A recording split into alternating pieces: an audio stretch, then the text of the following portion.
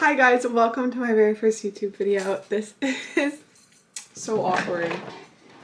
Is the filter on? No. Okay, good. My lips are so freaking chapped. My eyes are also burning. Ow. Ugh. Okay, let's try this again. Hi, I'm Mai, and this is my life. This is my very first YouTube video and I'm super excited to make it, but I'm honestly kind of nervous and I'm not sure why because I talk in front of a camera all the time, but for whatever reason this setup is a little bit more intimidating. But for my first video, I'm just gonna kind of talk about who I am, why I'm starting this channel. I'm gonna do my makeup, talk about a little bit Q&A, Accutane, and then announce the winners of my Accutane giveaway. I don't know why this is so awkward. I talk into a camera every single day, but it'll get better. Just bear with me at first and I promise we'll get better at this. My name is Kamaili, but a lot of my friends call me Mai, and I'm born and raised in Kailua, Hawaii, which is on the island of Oahu. I'm 23 years old and I have a lot of lore, I guess you could say that. So I'm excited to kind of have a platform where I can go into depth about things that have happened to me in my life and kind of just go and talk, just be more candid and open. Also, if I'm looking over here, it's because that's where my mirror is. I studied business management and entrepreneurship at Santa Clara University, where I also played Division I volleyball for a couple years, but unfortunately I had to stop playing because of COVID. Oh, freak. I missed a step, but maybe we'll just mix a little bit. Getting to the Division I level was honestly one of my biggest dreams, and when I did that, it was such a big accomplishment for me, but having it taken away from COVID was a huge shift in just kind of who I am and who I saw myself as. When I stopped playing volleyball, I got to go abroad to Barcelona, which that alone can be a whole video, but I loved going abroad. It was one thing that I knew I wanted to do in college, and so it gave me the opportunity to do that, but I had to say goodbye to the sport I loved and who I identified myself as, which if you've played sports in college, it's a really hard transition to transition out of I'm a student athlete, I'm an athlete, like growing up your whole life, you're an athlete, and then all of a sudden you transition into like who am I?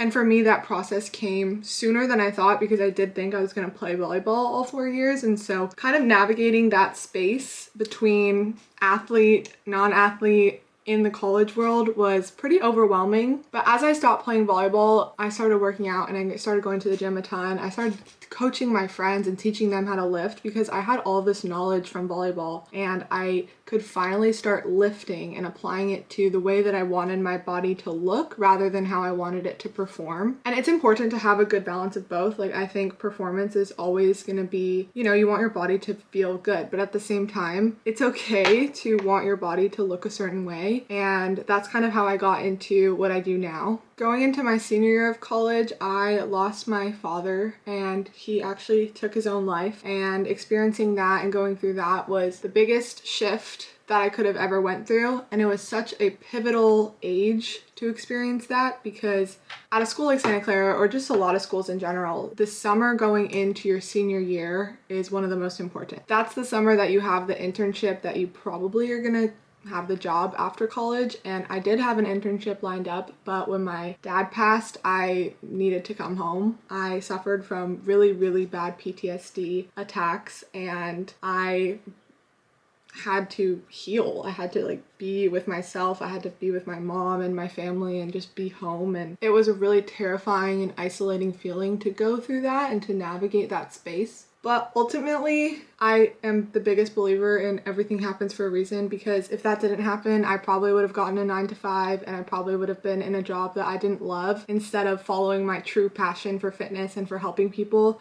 And I think that happening to me also kind of ignited this flame to always try to help people and try to help, you know, mental health, physical health, overall well-being. And so after college, I decided that I was gonna move back home because my grandma was also older and I just wanted to be home and, you know, try to figure out what was next, what did I want to do, and moving back home to Hawaii is not horrible. So I decided to move back home and I ended up getting a job at the gym closest to my house. Throughout my senior year, I knew I wanted to be a personal trainer. I just had such a draw to it. My biggest passion was helping women get into the gym because it's such a male-dominated space, and making that transition from athlete to non-athlete and going from a team to not a team was so scary for me, but the gym has provided me the most comfort and most support in the hardest times of my life. The place where I know that I can show up for myself. It just feels like something I always can control in a world full of uncontrollables, and I want to help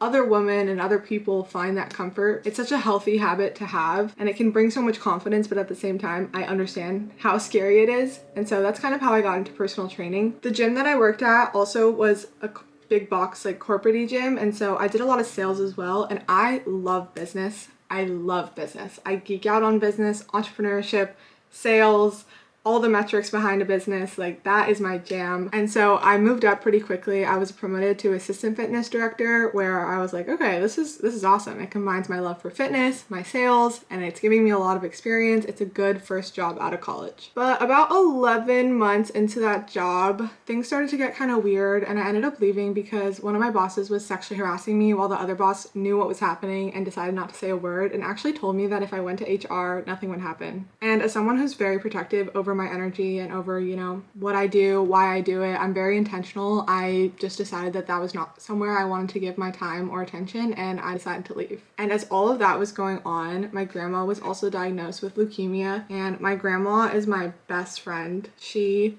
raised me. My dad he had his ups and downs, but ultimately like wasn't a huge factor in raising me and being a part of my life. And so it was really my mom and my grandma. You know, a mother-daughter relationship isn't always the easiest thing. And so my grandma was just, we were like two peas in a pod. I knew that she got me, and it just really, she was amazing. Going through that and, you know, being a primary caregiver for the person you love and watching her health decline so quickly. She was 89, but it happened from when she was diagnosed. 3 months later, she passed. And so that was another big, really big loss in my life. And that just happened. We lost her in October. And so I'm still kind of grieving with that and still navigating this new space after college while, you know, trying to heal these parts of me that a typical 23-year-old might not have to deal with. But I think all of that happening just really gave me the courage and the motivation to speak about things I love and live a life that's as authentic to myself as I can. Not a lot of people know about all of like the in-depth stuff. I used to be really ashamed to tell people about my dad, or, you know, kind of weird to talk about my grandma, but I think every time I talk about something on the internet, it helps other people. And I truly believe that's part of the reason that I'm on this earth. It sounds cheesy, I know. You're like, Miley, shut up. But seriously, I don't know.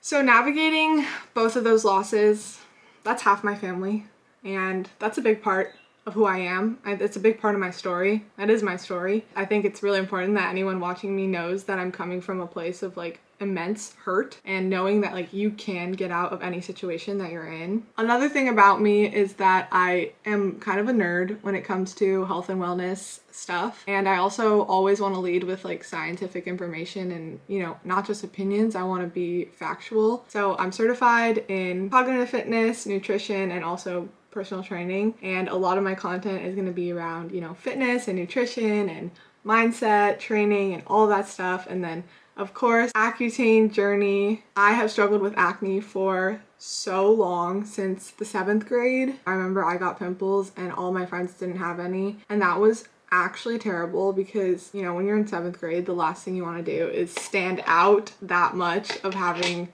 so much redness and so many pimples all over your face. But I was that girl.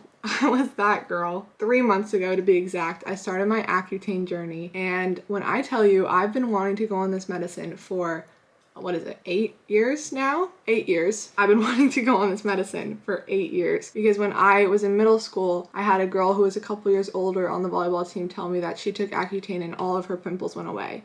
And I was like, I didn't even know what that word was, but I said, oh, I'm gonna need that. I'm gonna need that, whatever that is. Give it to me. What else do I need on my face?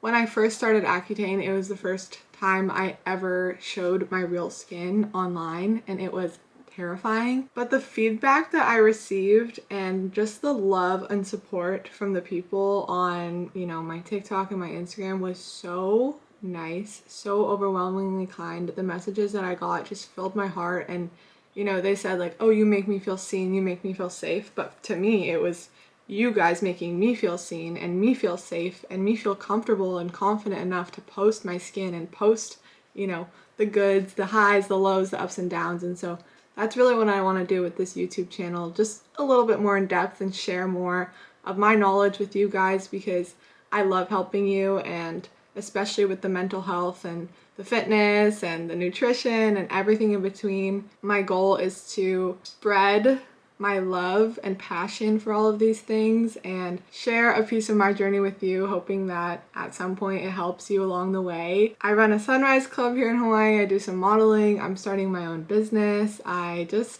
just living my life. I'm trying to figure out what it is I'm gonna do on this earth, and I want to take you with me. So that's what we're gonna do on this channel.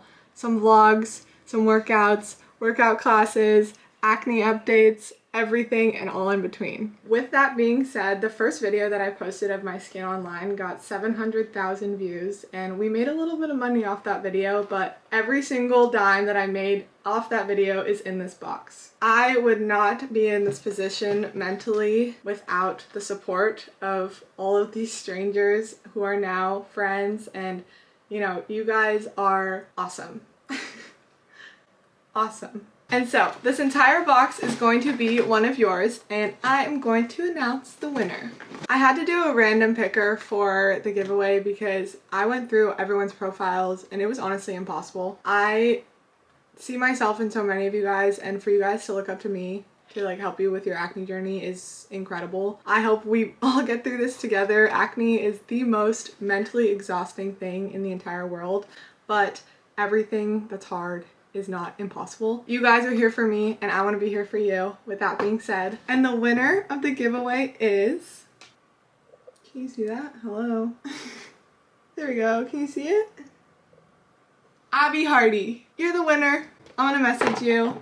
I've already messaged you at this point, but I'm gonna do these more often. I'm so sorry that everyone couldn't win, but I'm so excited for Abby to get her hands on these products, and hopefully they help her or comfort her in this Accutane journey. Thank you to anyone who got this far in the video. Make sure you like, comment, and subscribe, and we can be friends forever. I love you guys so much, and I'll see you next time.